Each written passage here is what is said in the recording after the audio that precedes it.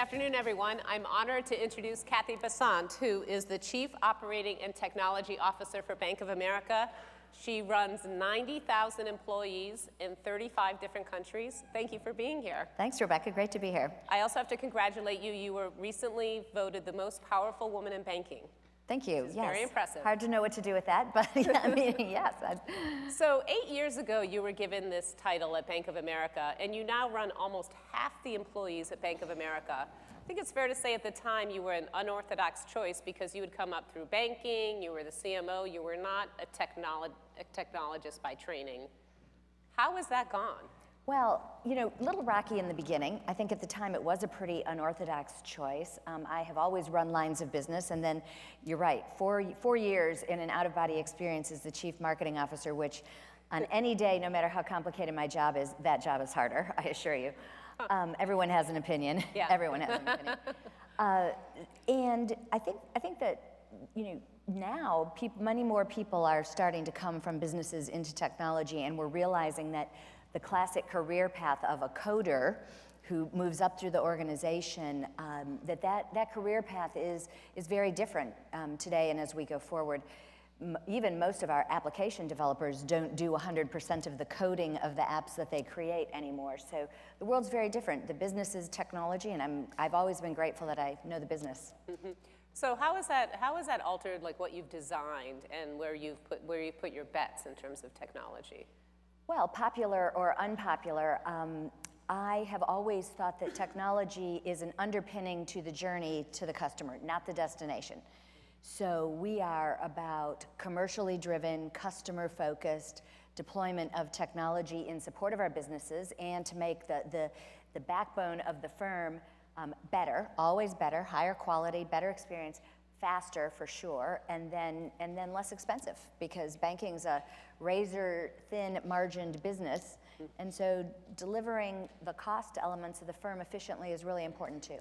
So you have this digital assistant, Erica, which is competing against other digital assistants that are out there. What would you say if you were arguing, like, what makes it different, better? How has your approach influenced that? Well, I just have to say this. If you're wondering how Erica got her name, Bank of America. Ah, That's it, sense. Really. I would say Erica's different because of the work and time and effort we've put into natural language processing. The real secret sauce there is the ability to literally understand what Erica is being asked, to anticipate word strings and to be able to be moving with the speed of response almost as quickly as people are asking Erica questions. So really proud of the natural language processing. Mm-hmm. And really proud that it's been a universal. As we've rolled it out, it isn't just one part of the firm or another. If you're a consumer, almost any of your business can be talked about or thought about or asked about on Erica. So it's really voice then? It is, yeah. When we talk about Erica as AI, the AI is really the natural language processing engine. Mm-hmm. Mm-hmm.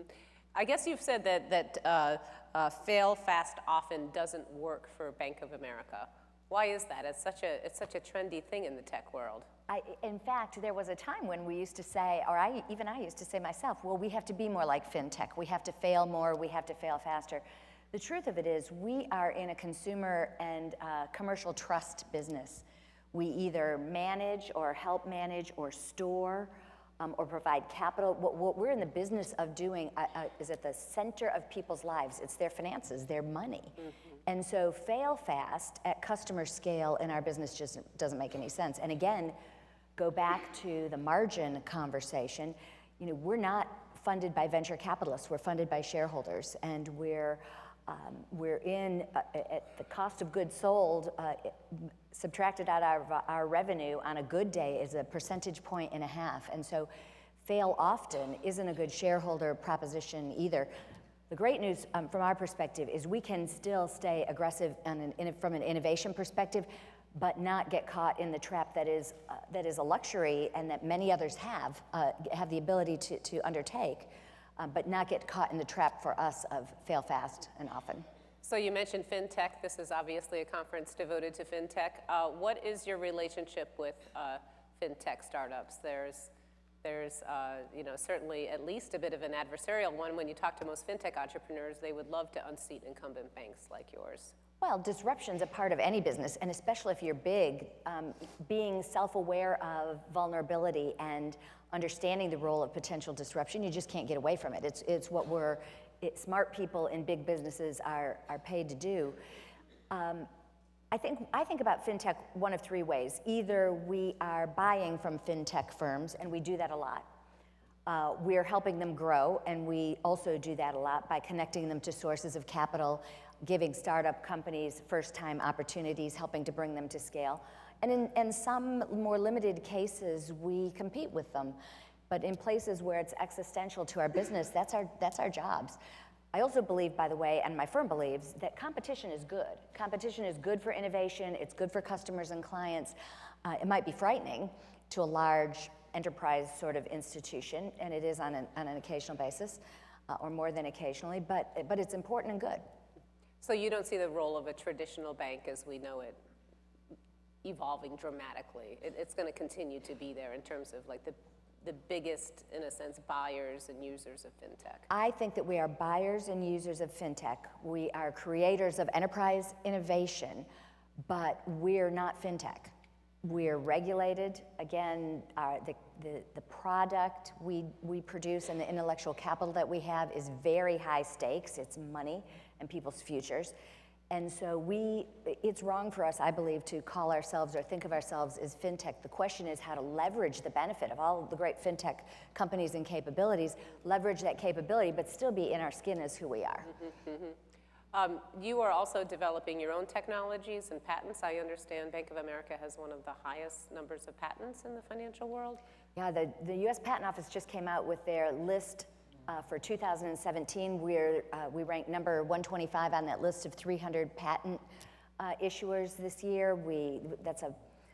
Being on that list is something that's happened for us in the last 5 years. It's been deliberate, and we're the top-ranking financial institution. The reason I think that's important is this. As technology and the business have a full osmosis, some of the basis for competition and for successful competitive advantage is technology. And we have to think about the protection of that technology, the defense of our own technology. Plus, good technologists pay attention to who's innovating.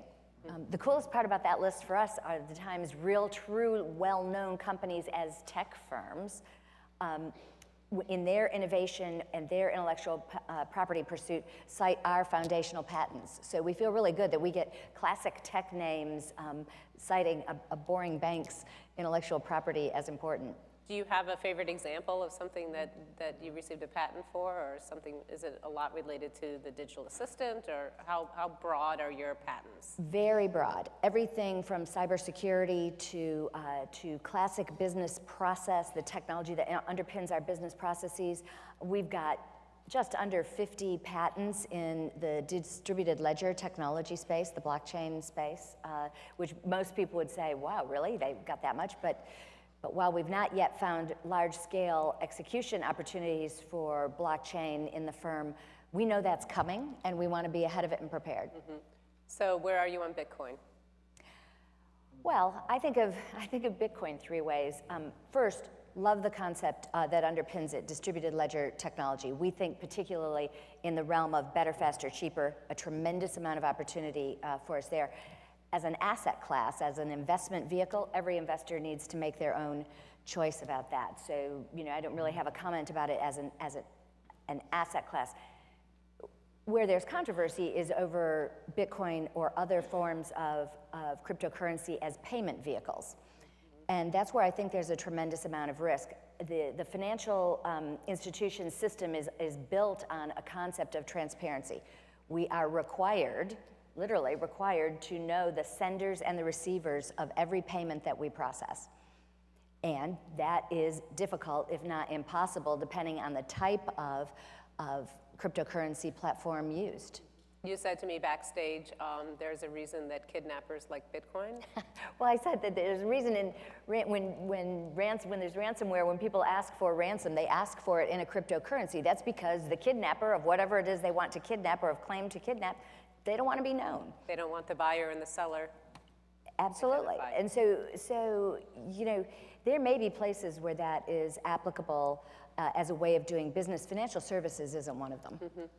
So unintended impacts of technology. Could you talk about cybersecurity for a moment? How scared should we be about our data, our accounts being hacked and losing our financial information?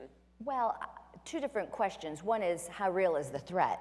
And everybody in this room will tell you, and you know yourself, the threat is real. And the threat is significant, and it's dramatic, and it's changing every day.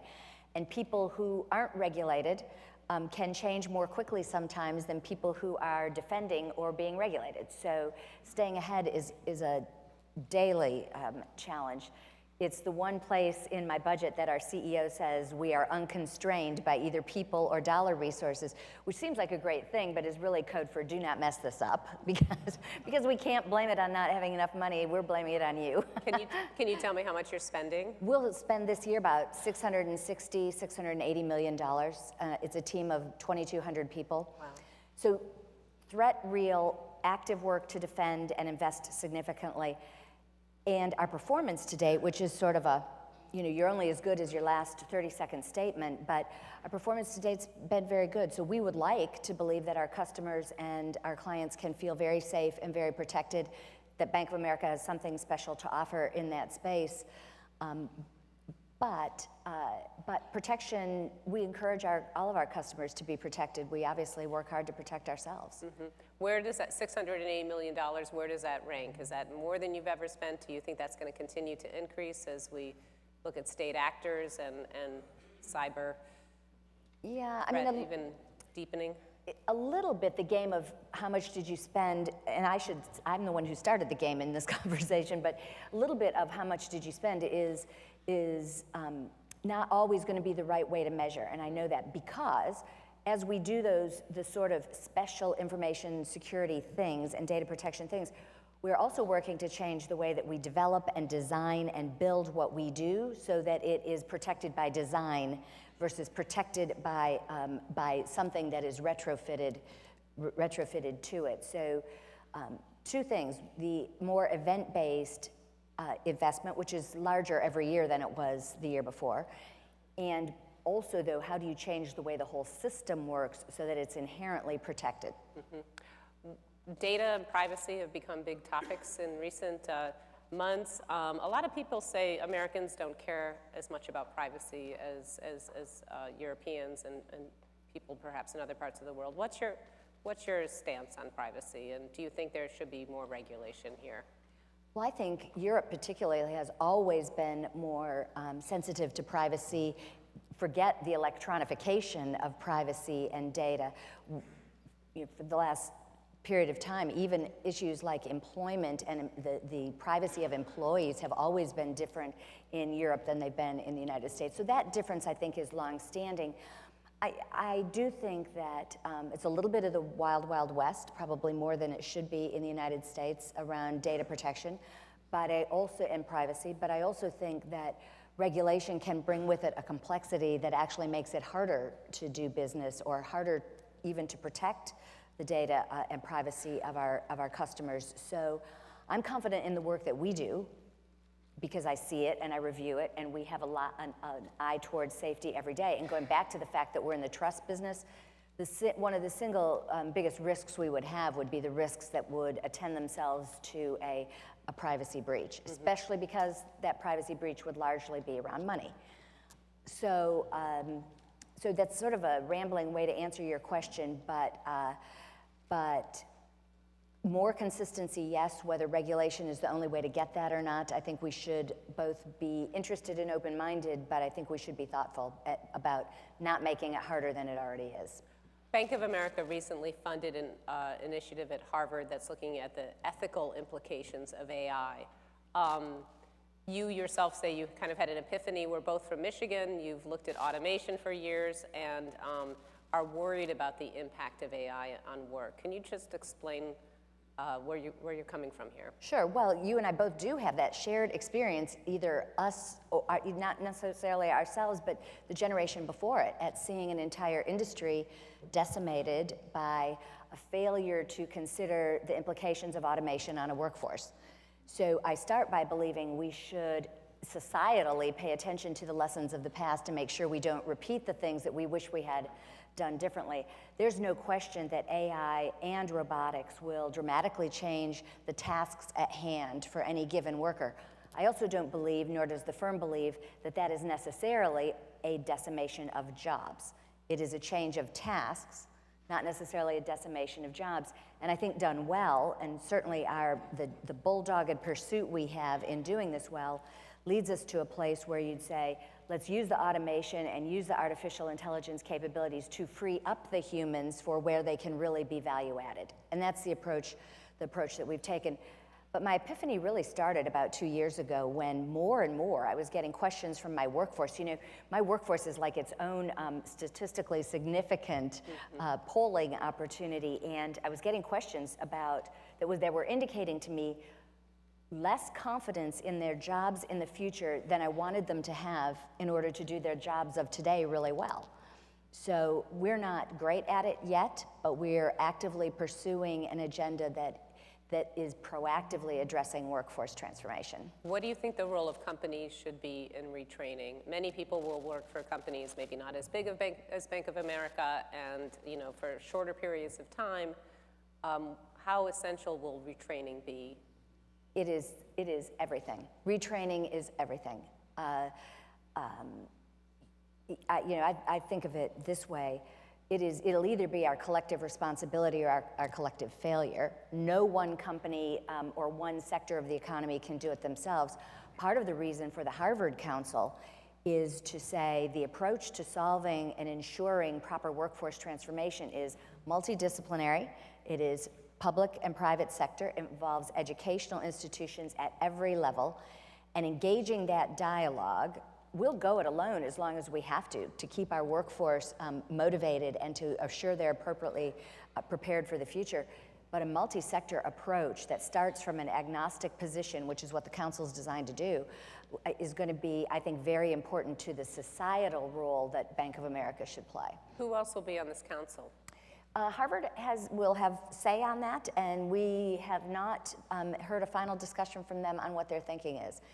We have a point of view, and we express it occasionally, but part of the reason to engage an institution like Harvard is to ensure the objectivity and the balance in that process. Mm-hmm. So as Bank of America's lead technologist, if you could take me out 4 or 5 years, how will AI, is AI overblown? Some people are saying it's overblown. Is it going to completely transform what you do? How will it change the bank? I believe it will make us better because we will be able to capture insights at scale. We've been in the use of data and the application of algorithms and models to that data, which is the essential underpinning of artificial intelligence. We've been in that business literally for decades. We've been doing credit scoring, quote unquote, for decades. And yet the possibilities of quantum computing at scale, data at scale, give us a capability for better insight, faster, especially faster in more real time for client needs, and will give us the capability to risk manage and financially manage the firm to ensure strong balance sheet, strong liquidity, strong shareholder value proposition at the same time. How closely are you watching China, their investment in AI, and what Alibaba is doing with Sesame, WeChat, some of the ways the Chinese are using technology? We watch them very closely. There's a lot of learnings to be taken. There's a lot of understanding we all have to have about the difference between information in China and mobility and movement. So it's not directly applicable all the time, but there's a tremendous amount of learning coming out of China. Conversely, the Chinese are increasing in their pursuit of regulation of how we deploy technology in China. We've got a global market sales and trading business, corporate and commercial business in China, and the notion that every line of code that we deploy in support of those businesses in China is subject to A, the Chinese scrutiny, and B, the requirement that we use Chinese-based and built components. That is a side of the equation, a risk management side of the equation that we're very, very keenly focused on. Believe it can be managed, but very focused on. So is this a recent move, or is this something that they're...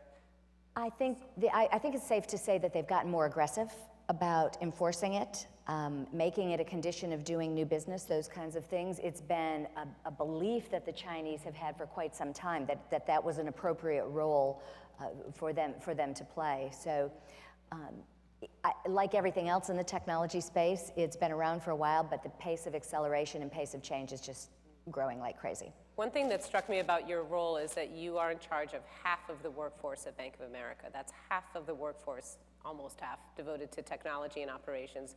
Is that typical? I mean, I look at other companies. Is tech, or is that unique to a bank, to your bank? Well, on the operational side of what we do, remember that a lot of what we do still involves the movement of paper. We'll process, 7 billion checks this year, paper checks that people still write. That number's down dramatically, but we still do it. We actually have to deliver cash into ATMs. Cash is a physical thing. So there's a lot of components of that workforce that support the operational side of the firm. I don't think it's surprising, though, given the importance of technology and its intersection. The geeky word I use is osmosis. It's osmosis with the business. Tech is the business, and the business is tech. Mm-hmm. And so I don't think it's a surprise. I think that our ability to serve customers and clients and to enable our frontline units and our customer-facing units to do that really well, that takes a lot of people. Mm-hmm. So if you had advice to give to entrepreneurs, startups here today, or even bigger companies than that, what would it be in terms of the financial space? You've been in it all your career. What do you think are the most important things people need to focus on to work their way up? I think that you can't expect large financial institutions to be something they're not. I think we are difficult to do business with by design. And that may be a big fat rationalization, and I get that completely, yeah. But I actually think it's true. I buy my own rationalization. That's a personality type in and of itself. Yeah. There's a Myers-Briggs complicated matrix in that. But I really do think that we are difficult to do business with because we're in the business of other people's money. And that executing at scale is hard in a large organization, and ensuring that as we bring new companies in, and especially smaller and startup companies in, as we bring them in, that they're capable of scaling. 30 million households is a huge opportunity for a smaller entrepreneurial startup company. It's also a huge platform for success.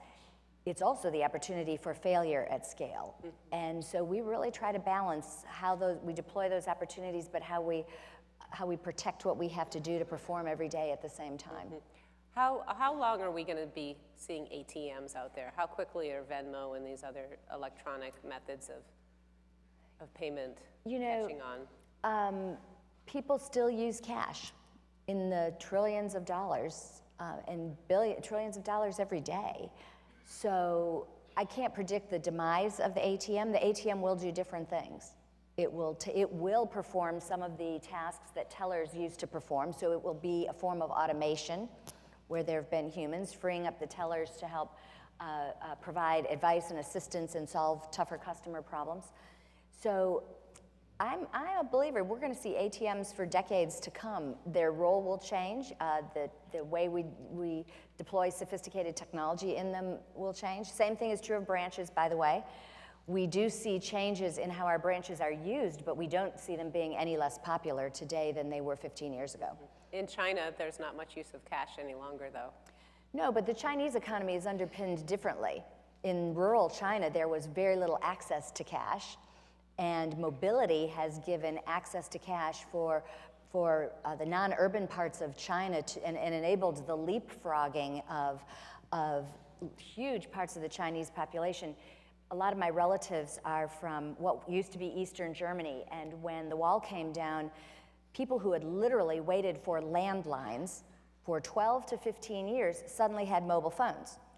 Right? And I think there's, and of course, their deployment and adoption of mobility was on a rapid slope line because because it was a leapfrog into it. And I think a lot of that's true about China. What about written checks? Well, my kids don't know how to do them. Yeah. My daughter she's 22, she has no idea how to write a check, and she likes it that way. I do think that's one place where we'll see generational change, and there's no question volumes have gone down. But there are large parts of the economy that still depend on them for the way of doing business. And we're like the post office there. We're like the last mile. And while there are checks in the system, large banks like ours will process them. Mm-hmm. Okay, I quickly promised to do the overrated, underrated game, which I guess began this morning. I think showing great flexibility to do both of us. Mobile banking. Oh, underrated. The potential mobile banking is only beginning to be tapped. Bitcoin. Risk is underrated, and I do think potential is to be rated. I thought that was diplomatic. That was succinct. Yeah. Michigan. Michigan, always underrated, don't you think? You know, we both went to the University of Michigan. We were sad about Villanova and all that. But Michigan's one of those unsung states that's making an entrepreneurial comeback. Underrated. Thank you very much for a fascinating Rebecca, conversation. thank you. Great to see you.